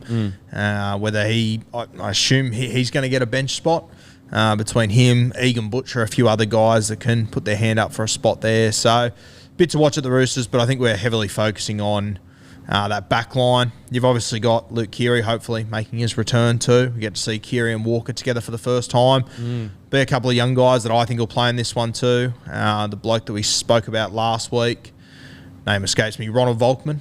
Yeah. I wouldn't be surprised if we see him playing this game off the too. bench maybe, or start, and then they bring Keary off the bench. So, yeah, if Volkman's playing, keep an eye on him.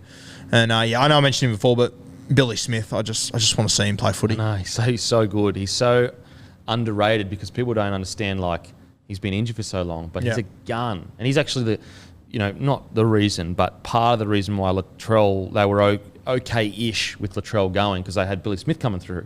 They even said it in like articles that Billy Smith will be the guy that steps in and then boom, gets injured. But for me personally, and maybe because he's a mate, but Connor Watson's the guy I'm watching. Connor Watson this is such an opportunity to get that 9 role and keep it. And I'm just so keen to see how much work he's done at the 9 role. Like, he's been plugging away, hoping to get a starting spot for so many years. Can you imagine if he gets a starting spot at the Roosters? Well, mate, fuck. That round 1 game they play the Newcastle Knights, Connor is going to be so up for that game. It's not even fun. If I'm Sam Verrills, I am very nervous. Absolutely. And a bit frustrated too, Oh, mate, he was the first try scorer in a grand final 18 months ago. Yeah, and now it's basically, you just, in what world does he stay at the club? Like, he's an NRL hooker for sure. Put his body on the line, had some pretty serious injuries, and continued to play through them. And so some of the best judges have been I know Matt Johns has been huge on Sam Verrills for a very long time. So if I'm a club, I'm looking to pick him up for sure. Sure. And there's so many teams you could do with a quality 9 like him. And he's a specialist 9 for sure. Tony also keen on now. Raiders pack. CHN, Corey Hata-Wiranara, Young, Elliott, Whitehead. Rumours Whitehead is playing a lot. Yeah, I've heard these this week, and I find it hard to believe personally. Surely not. But it's what I've heard. Whether it's true or not remains to be seen. Personally, I think he's one of the most consistent, if not the most consistent. He's so good on the edge there. Rower. Yep. I wouldn't be moving Whitehead, but interesting to see if they do. I mean, in saying that, whatever they were doing last year wasn't working for them. Yep. So, but I would have Elliott there in a heartbeat. I think The way that it lines up for me is Whitehead on the left, Elliott at 13, and then CHN and Young fighting it out for the right edge, which is probably the battle I'm most excited for. And what your starting front rowers are Papali'i and Tapine. Tapine, yeah. Okay. So you're saying Elliott at 13? Adam Elliott? That's where I would. I would absolutely put him there. Yeah, absolutely. I'll be shocked if he's not 13. It'll. And he's just the kind of player Ricky Stewart would love. Just fucking loves it. Yeah. Absolutely loves it. Yeah. So are you thinking it's going to be Corey, Hardaware, and Naira and Young that are battling it out, or you bring Young on as another front rower? Mate, I think they're both better as edges, to be honest with you. Okay. But in saying that, was it 2 years ago when Young played through the middle in the finals and he absolutely killed it. So, it was one of their best. Yeah, I would argue was their best that night. Yeah, I don't know. I think CHN is too good not to have in your team. Oh, for sure. Your starting team. And I think Young, if you can use him through the middle. Not a bad rotation. Not a bad rotation. If you go Tapine, Papali'i, bring on Young when they're tired. But in saying that, when he plays long minutes and starts, he goes really well. So, yeah. Fuck, when you truly look at the Raiders side, it's such a good footy side. Puzzling how they weren't successful last year. Another key part, obviously we've got the fullback, Kotrick return, but it's who starts at 9? Are you going Starling or are you going I don't know, eh? That's a tough one, eh? It could go either way and I wouldn't be surprised. I still think Hodgson probably gets it to start, but you got to look to the future at some point, don't you? Hodgson's not going to be there the year after. Starling will be. And is there that much difference in their quality at the moment? Unless Hodgson goes back to some of his older form. Well, unless Hodgson goes back to his old form, I think the game is more suited to, and I think their forward pack is more suited to a Starling. Personally. You've obviously got, I think we jinxed him the other day, Harley Sexy Shields, unfortunately did his ACL.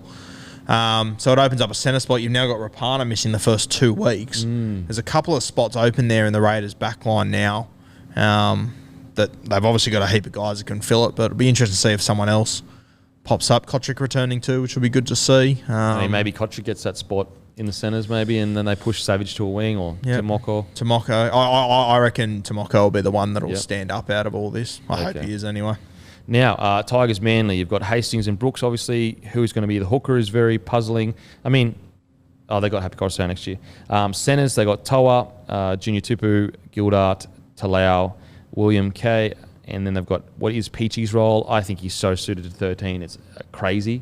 I think you've got to push 12 into the front row. He is absolutely out and out of front rower. Thoughts on the Tigers squad? Yeah, I'm excited to see these halves go round. I think it'll be great to see them. I'm looking forward to seeing them in these trials, and obviously in the first few weeks without Adam Dewey, because I think they became too reliant on him last year. And he's a gun, there's no doubt about it, but fuck, it'd be good if we could get through the first 6 or 8 weeks and Hastings and Brooks have got control of this side. Yeah. And then you add in Dewey as the cherry on top. The hooker choice, as you said, Appy's going to be there next year anyway, so I don't know which way they'll go there. But yeah, out in their back line, I think the 2 wingers, they choose themselves. Then the centres are out of all these guys until Dewey returns. I think he'll take one of those spots. So I think probably going to go Talau. I think Talau's probably first picked. Yep. Then you got Stafford Towie. They brought Gildart over from England. There's a few options there. So I think Talau will be one, and then I think the other jersey, you probably got Gildart and Stafford that are in front, but I think it'll come down to who plays best over trials. And then just Peachy. Surely 13. Surely he plays 13. Yeah, but knowing Madge and the Tigers, I don't know.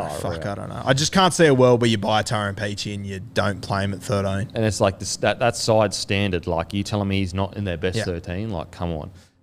Now, interesting. Manly is one of the teams that have their 17 locked, essentially.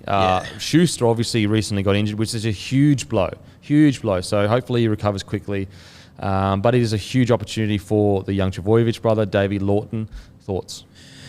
Yeah, Davey, he's obviously coming off an ACL, so it's going to take him time to get back into his work. I think whoever wins, I think 2 out of the 3 of these guys will win it, and there'll be someone that'll come off the bench. I don't see any of them doing 80 minutes. Lawton is a guy that he's just hard to handle. Carl Lawton doesn't know what Carl Lawton's going to do, so hard to get a read on him, but I wouldn't want to be defending up against him. And then you got Ben Trbojevic, who it's a matter of time, isn't it? Do you think Lawton's just such a good 14 that you don't want to I think so. Yeah, I think so. But I even think that if he was to be playing in the second row, I think he'd play 20 or 30 minutes there. So you could still use him as a bit of a 14. But I hope Andrew Davey does well. I think he deserves an opportunity. Yep, okay. Been very unlucky. Storm versus Warriors, 4 p.m. Casey Fields in Melbourne. Now, what do you got? We got, obviously, we got Josh King, Tepe Morea, and Jordan Grant. Thoughts? You need one of these guys to stand up this year, I think. Yeah. Knowing Bellamy, all three of them will, but you definitely need one of them to step into this side now. So, yeah, I'm excited about Tepai Moeroa. Yeah. He's always had huge potential, and I think he's the sort of footballer they probably need to stand up, to come off the bench. Whether they run with a utility or not, or a 4-man, I don't know. You got Nick Meady, Nikorima, you got Wishart there as well. Obviously, round one, they're missing a heap of troops. There's going to be a lot of opportunities for guys to jump in there. And then our boy, Howarth. Yeah. He's got surely get a bench spot. Oh, I think now he has to. Yeah. I mean, just with the makeup of their side. Yeah. And they need some punch, I reckon, and he's going to bring that. And now both of their back rowers are leaving the building at the end of the year. He has to be ready. Even if he's not, he has to be ready now. I mean, you basically, if you're Craig Bellamy, even if, as you said, even if he's not ready, it's better to have him in the NRL side, getting those reps in, so that when the boys do leave, and he'll do a job when he comes on. Yeah. So that when the boys leave, though, like, I mean, you could even argue. I don't think they would do it, but you could even argue that Holworth, if he is playing better than Bromwich or Kafusi by the end of the year, that he gets the starting spot as a plan to build towards next year. I'm not saying that Bellamy would do that because he's very loyal to his players, but it could be a potential plan. Yeah, I mean, Bellamy's biggest issue now is who's going to be the other second row. Yeah. Realistically, I think we know he's going to start next year. He's going to be the guy. He's just signed a 5-year deal. Bellamy now has to pull another one from somewhere. Yeah, so he'll do it, though. He'll find a way. Warriors back row, edges and middles between Curran, Aitken and Katoa and Sirinen. We've kind of already spoken about this a fair bit, but I think it's the 5/8 race that's really the biggest one for me. And as you've got written here, Aaron Penner as well. Yeah, Penner I'm really excited about. I think he's going to have a huge breakout year there. The 5/8 race, though, is very interesting. Very interesting. I just don't know who's going to land that. Yeah. I thought CHT, he played his role well the other night in the All-Stars game, but he didn't stand out to me. He just played his role. Nikorima, on the other hand, I thought he was very good, and Ash Taylor went there on a train and trial. They've got enough sixes. There was no reason to sign him. They have chosen to, so he must be impressive. So once again, I think similar to Adam Reynolds, I think Sean Johnson will probably make that decision. Yep. Who's going to be his guy. So, very interesting there. And if they choose one of them, does one of the other two become a utility? Yeah. I probably wouldn't see Ash Taylor as a utility, but I could see Harris Tavita and Nikorima. Yeah, I think Nikorima will absolutely be in the 17. It's just whether he's 14 or he's 6. Yeah. Whereas Channel, you can, he may be. I can see him as a 14, but there's probably better. Their bench is so hard to get onto. Yeah. It's interesting. Very interesting. Be crazy. Could you imagine if Ash Taylor wins that race? I honestly don't think it's that much of a crazy narrative. I wouldn't be surprised if he is. Yep. I think that last year they went off Nikorima a little bit.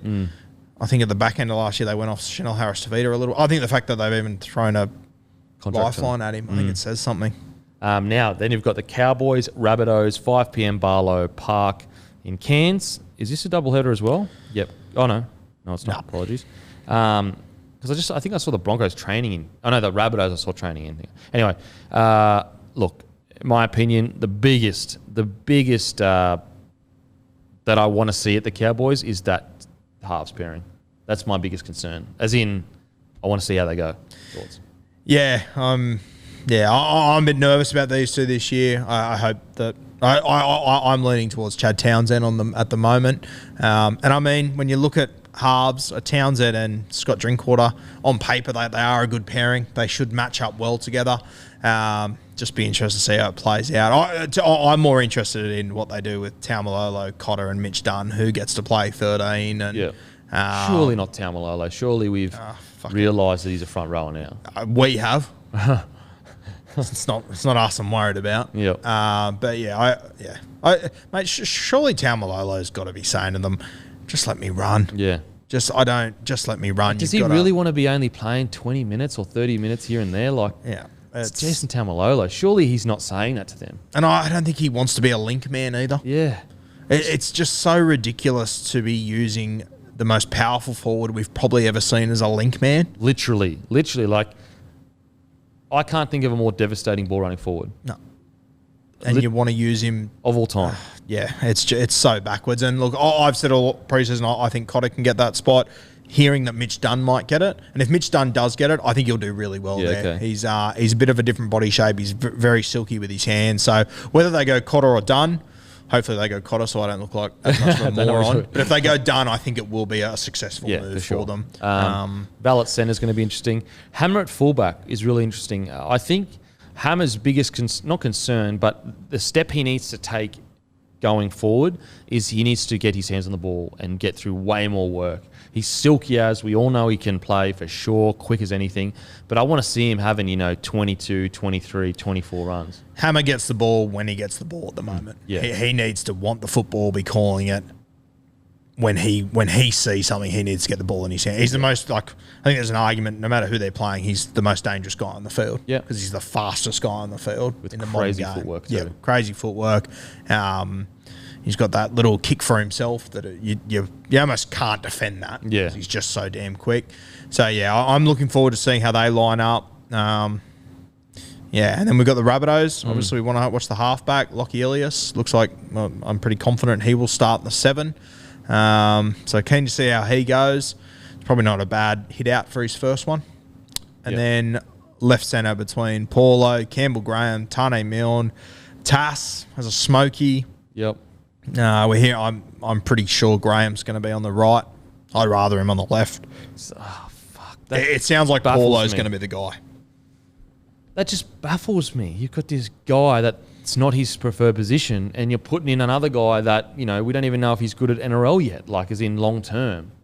I don't understand that. Makes no sense. I think that you should be developing Graham as your weapon. Like, why go for solid over massive weapon? Like, surely one of those other centres can be solid. Yeah. Like, surely.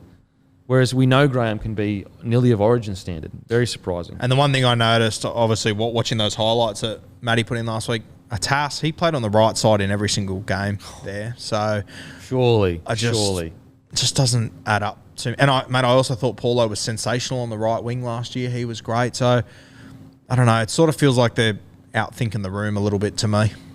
Like, what I'm not getting is just like, if you are so not confident that player can come in and do a job on that right centre, then what's he doing playing NRL?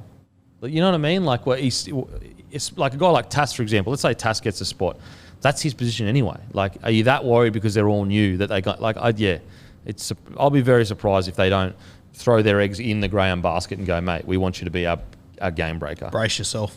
Oh, man. And I think a lot of South Sydney people say to me, we need Graham to hold that edge. And I'm like, you got a new halfback, you got a new second row, you got a new winger. You're going to change the way you defend anyway. Absolutely. Is it really that much of an advantage having the centre from last year there? Is he going to do that much of a difference in defence? The other 3 guys around him are different dudes. Yeah. It's going to change. And it's not the centre that makes these calls. Yeah. It's the edge back rower that really dictates how far you get off the line. And it's edge back row and half, really, because they're the ones that the most traffic comes their way. Whereas Graham, although a really, really good defender, surely, anyway. And this is where I also think if you want someone at right centre who's going to be good defensively, I think Tane Milne's probably your guy. Yeah, for sure. Big body, good in contact. Totally agree. Right edge, we assume Arrow. Yeah, you'd have to. I mean, Jacob Host is there, but I just think Arrow is the obvious guy. Arrow's so good, man. He's kind of got lost in, his hype got lost in the fact that he went to the Rabbitohs and they're a premiership contending side, whereas at the Titans, he was the guy. Yeah. I think he's such a high-quality player. Yeah, and it'll be like, I kind of thought his best games last year were when he was playing through the middle too. Yeah. So it'll be interesting to see how he goes on the edge. He'll be good wherever he is. But I think it would be a little blessing if they could find another right edge back rower and allow Arrow. Because the other thing you got to keep in mind with South Sydney is that Wayne Bennett's just left. Traditionally, he gets the absolute best out of forwards. Yeah, true. So it is going to be one of their challenges.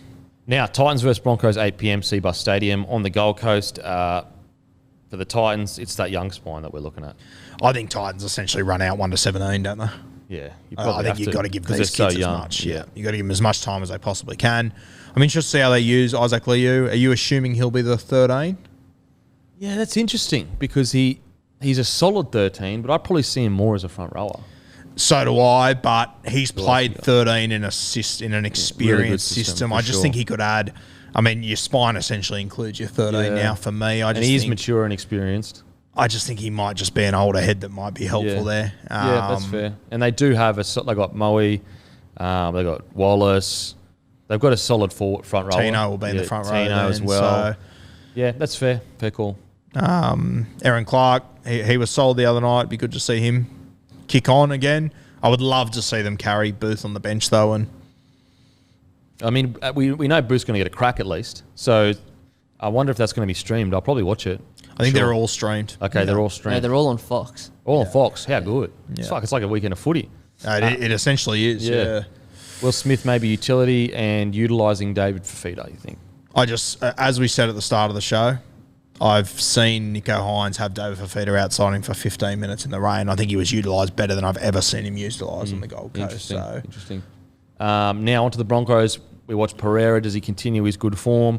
Then you've got the 6 jersey. I mean, that's the biggest battle. Will Reynolds play? I think he'll play 20 minutes. Yep. Probably like one of the middle quarters, third quarter maybe. Will it be telling who Reynolds plays with in that? I think so. It has to be. I mean, why would you put him on with a guy that isn't at the forefront of his? Like, you're basically wasting time. Yep. Like, you need him playing as much footy as possible with the guy you think it's going to be. And I think that guy right now, if I had to guess, would probably be Gamble, with Kelly just a smidge behind him, because we've got to remember Gamble finished the year in that role. But I think that the starting halves will be probably Kelly and Gamble, I'd say. And they may maybe try to play Kelly at 7. Martin might get the nod. Yeah, I think tomorrow's got to get a bit more footy under his belt before. But he might start the second trial for 20 minutes. Yep.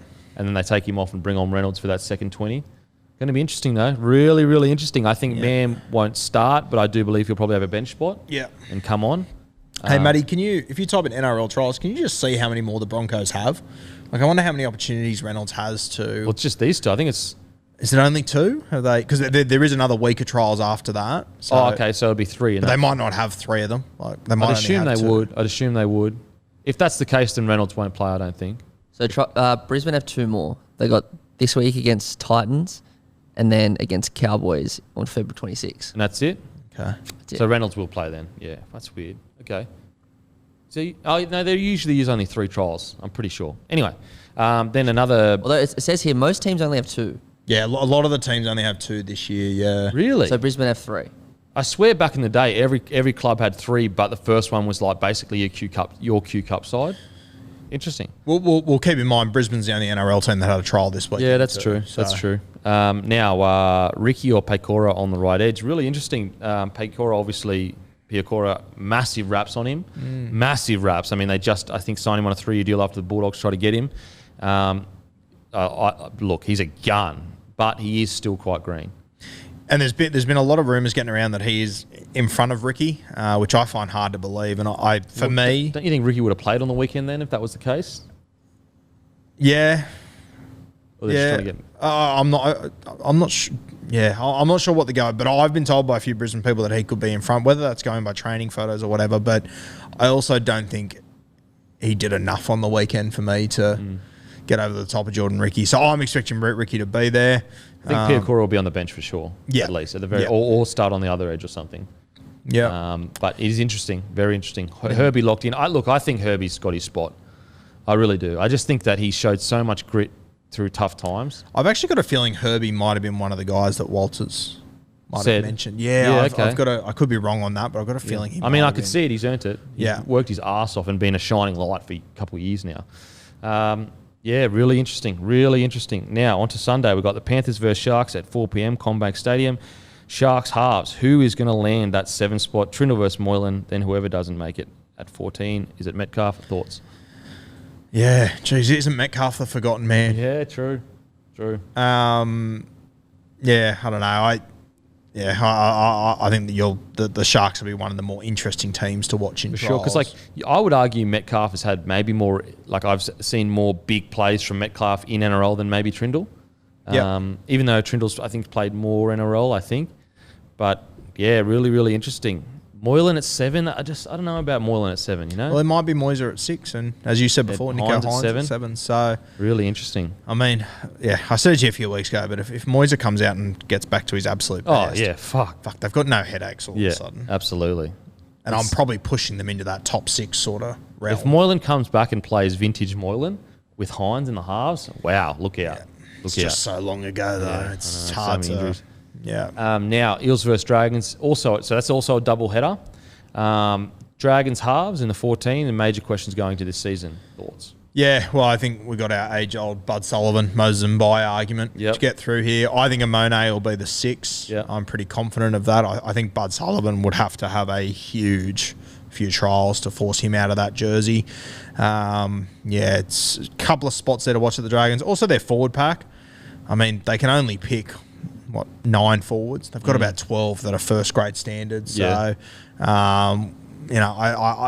I think a couple of guys there, especially with Moose, he's out for the first, I think, 4 or 5 weeks. Yep. So there are guys that could force their way in. But, yeah, outside of that, I think the Dragons are pretty much just be like themselves. Solid. Yeah. Basically, I mean, their back line, you'd say it's pretty much sorted. It's going to be interesting. The halves, though, because you wouldn't say Amone's definitely got that 6 role. I wouldn't say definitely, but I wouldn't say he's... I'm 90% sure he will be the 6. Now, the Eels. It's basically already picked, really, the Eels, when you think about it.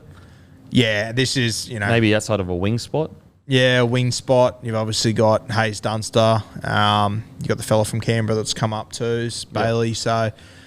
But yeah, that'll be the biggest battle: Bailey Solomon, Hayes Dunster, really. Yeah, I think as well. Micah Sivo's out for the first couple. So you're probably going to have Bailey and Hayes Dunster on the wings, most likely. Yeah, but similar to the Panthers, why we didn't really talk about them, sort of picks themselves. Yeah. Outside of I personally think that for the Panthers too, Tago will be locked into left side and May will be on the right. So it'd be good for people to see them though if you haven't already. Yeah. But yeah.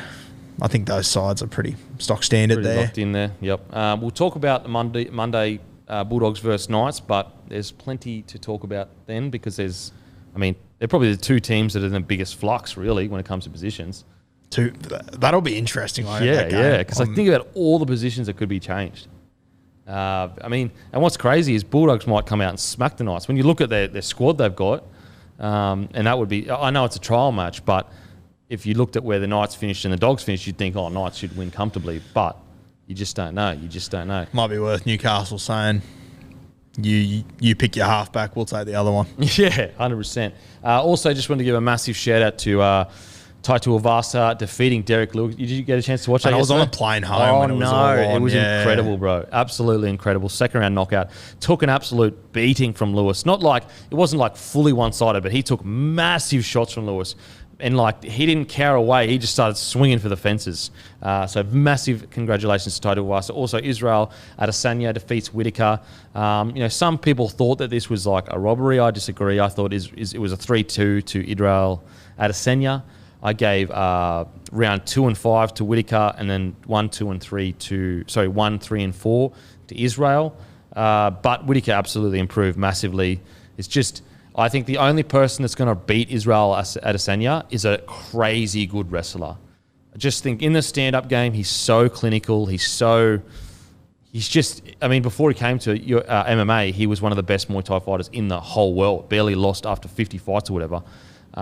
Maybe lost once or twice. So, yeah, congratulations to Adesanya and obviously Taitu Avasa. Incredible. Derek Lewis has fought for the title twice. I don't even think Taitu Avasa was in the top 10. Now he's a title contender potentially. One more win and he could go for the title. So incredible scenes. But make sure to follow the Guru, Gurino on Rugby League Guru on Instagram, Rugby League Guru on Facebook. Subscribe to Rugby League Guru on your podcasting app. Is there any other Supercoach stuff you've got going on? Or no, mate, we've got a new show starting that'll be filmed here over the next 2 weeks or so. So stay tuned on my page for some more details there. And will that be focused on Supercoach or Supercoach? Yep, solely Supercoach for all of your loyal Supercoach fans out there. They love it. People are going to love that.